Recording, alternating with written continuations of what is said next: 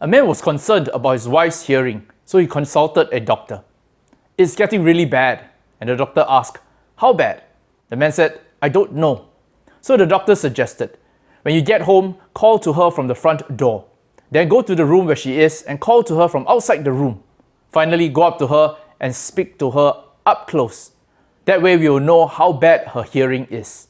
So when the man got home, he stood at the front door and called out, "Darling, is dinner ready?"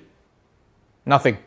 So he went to the room where the wife was and he called to her, "Darling, is dinner ready?" And still nothing. Finally, he went up to his wife and spoke into her ears, "Darling, is dinner ready?" And the wife looked at him and said, "For the third time, yes." Friends, who is the one with the hearing problem? Now, this is a story that happens more than I care to count in marriages. This week, as we talk about building deeper family relationships, particularly in marriages, one of the key is learning to apologize and to forgive. Now, you know the secret to that?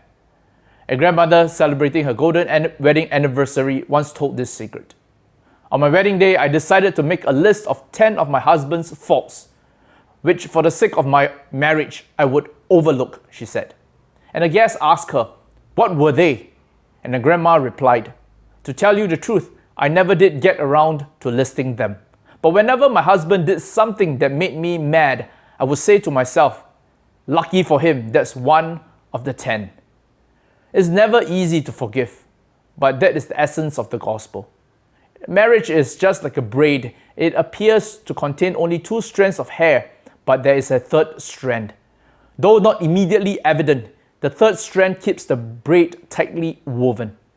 In a Christian marriage, God's presence, like the third strand in a braid, holds husband and wife together, where we learn to forgive one another. Ecclesiastes 4:9 says, "Two are better than one because they have a good return for their labor. For if either of them falls, the one will lift up his companion. But woe to the one who falls when there is not another to lift him up. And if one can overpower him who is alone, 2 can resist him. A cord of 3 strands is not quickly torn apart." Amen.